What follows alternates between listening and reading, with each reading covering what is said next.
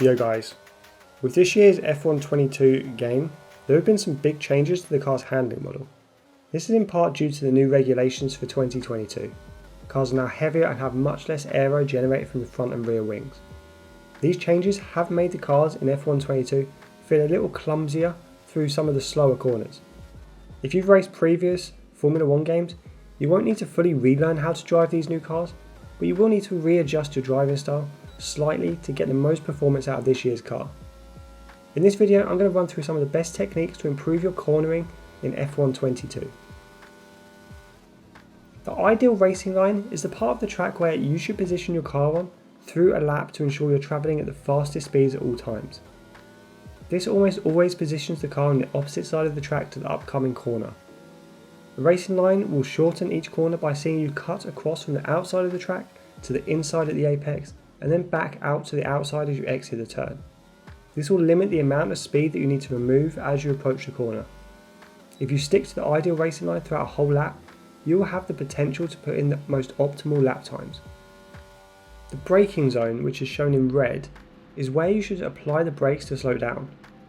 The braking zone always starts before you turn into the corner, and the aim is to use the braking zone to slow your car ready to turn into the apex.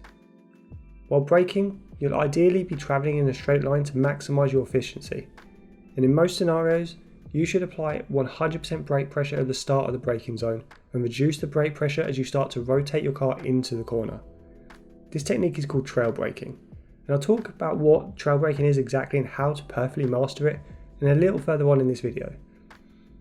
And the turning point is the point of the corner where you should start to turn your steering wheel to move across the track and towards the inside apex. Generally, you'll have reduced your brake pressure that you have applied at this stage to allow you to turn in. You'll want to turn your car in to try and just touch or just ride over the inside curb. This is the part of the corner called the apex. Try to turn in a single smooth motion, as the smoother you rotate the car, the more balanced your car will remain throughout the whole corner. Finally, the corner exit is the part of the corner after the apex. This is where you will start to reduce your steering input and start applying the throttle. You'll want to drift away from the inside of the track and towards the outside while you apply as much throttle as you safely can. It's important that during this stage of cornering to manage your throttle control so you don't break traction and start to oversteer. If you accelerate too early or too hard while you still have some steering lock applied, you can easily spin your car around. Try to gradually apply the throttle on the corner exit as you straighten your car, as ideally by the time your car is straight in most scenarios, you should try to be at or close to 100% throttle. As I just mentioned, applying smooth steering inputs are crucial to maintaining balance within your car.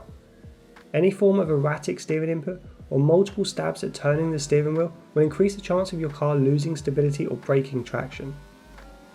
Throughout every lap in F1 22, you'll want smooth inputs with every application. Smooth throttle management, smooth braking and smooth steering. Sharp steering inputs especially can cause your car's weight balance to move quickly, and this isn't a good thing, as the momentum change of your car's weight shifting can cause instability. Smooth steering in F1 22 will minimise the aggressiveness of any weight balance shift and will help keep your car stable throughout any action you undertake. Braking late into corners sounds like a really good idea. In theory, if you brake later, you can overtake cars in front and increase the amount of time you're spending at high speed. However, this can have a negative effect. If you brake too late into a corner, you risk missing the apex and going off the racing line. This could mean you'll have to slow down more than you normally would just to make the corner, and it can also put you out of position and make you slow to start accelerating down the following straight. This technique can lose you more time than you gain from braking late. Trail braking in F1 22 is a technique that involves easing off the brake pedal on the entry to the corner while starting to apply steering input. This combination of braking and steering can help maximise your tyre's performance potential at all times. If you brake, then lift off the brake, wait and then start to turn, there's a moment there when you are essentially coasting into the corner. This coasting, where you aren't applying any brake or steering input, is not working your tyres to their maximum potential and will lose you time. By combining the two, you ensure your tyres are being worked fully at all times. Trail braking is extremely helpful to reduce how early you have to brake, and it can also reduce understeer at certain corners. If you try to turn your steering wheel in F122 whilst braking hard, you'll notice your car doesn't turn overly quickly. You'll experience understeer and potentially even lock a front wheel as that front wheel becomes overloaded. Instead, the ideal way to round most corners in F122 is to start braking at full pressure at the corner's braking point. Maintain that pressure as much as possible without locking any wheels until you want to start turning. Then start to lift off the brake pedal gradually while starting to turn into the corner. At this stage, your brake pressure should be around 50% or lower as you start turning the wheel. Then decrease your brake pressure further as you get closer to the apex. Keep gradually releasing the brake pressure all the way to zero just before the apex. By the time you do hit the corner apex, your brake should be fully released and you should be looking to hit the apex and start accelerating out of the corner. And some corners you can even start accelerating before you touch the corner apex. Next up, you want to focus on maintaining a high minimum speed. Your minimum corner speed is the lowest speed you'll reach when travelling through any corner. This is normally at or just before the corner apex. A lot of time can be found if you keep your minimum speed as high as possible. If you can be faster travelling through a corner, you have a very good chance of being quicker than other drivers around you. To keep your minimum speed high, you'll want to do a few things.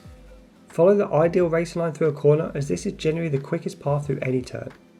Trail brake efficiently to reduce having to slow down as much before turning, and increase your aerodynamic setup, which can increase your cornering speed. Another very important part of being faster through corners in F122 is to manage your throttle control perfectly. Good throttle control coming out of corners can really help you have a good chance of overtaking or defending down any straight which follows. Avoiding wheel spin is one of the most crucial parts of managing your corner exit in F122 and is especially hard in this year's game. If you apply full throttle when exiting a corner, chances are in most scenarios you'll break traction and possibly even spin your car, especially if accelerating from low speeds. Instead, you'll want to gradually apply the throttle while you get up to speed. In some corners, such as really slow hairpins, you'll need to accelerate so gently to avoid any wheel spin. Every split second spent spinning your wheels reduces the time it takes to get up to speed, and it will also wear your rear tyres out much faster. Throttle control out of corners does take time to learn, but when in doubt, applying lower amounts of throttle as opposed to applying too much throttle is a good way to learn any corner. If you apply too much throttle straight away, on lap 1 of learning a track, you risk losing control of your car and you really don't learn very much. Instead, applying less throttle, while it will make you slower, does allow you to gradually build up speed lap after lap consistently. You can keep increasing the amount of throttle and how soon you apply it each lap until you reach the limit for a particular corner. Finally, you'll want to practice in all weather conditions, because simply put, eventually in F122 you will face a race where it is raining to some degree. And when that time comes, you should try to be as prepared as possible and know how to corner in the rain in F122. Driving in the rain requires a lot more finesse and delicate inputs compared to when driving in the dry. This is because you have much less grip in wet conditions, even if it's only raining a little bit. So some key tips to remember when driving in the rain are that your braking zones will be much longer, so you'll have to brake earlier into corners.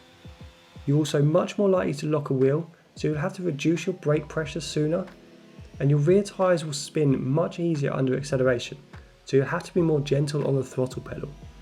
Finally, you can't carry as much speed through a corner, so you'll have to be slower through each turn. Across a race weekend in career mode or my team, you'll have access to 3 practice sessions, and the weather can change throughout a race weekend. You may find that one or more of your practice sessions has wet weather.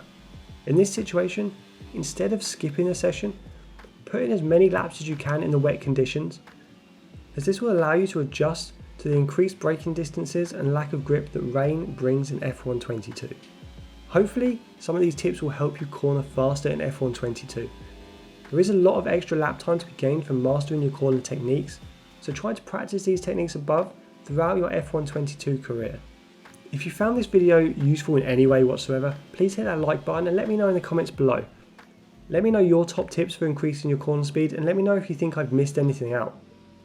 And if you want to see more F122 content, hit that subscribe button and the notification bell to be alerted when new content drops.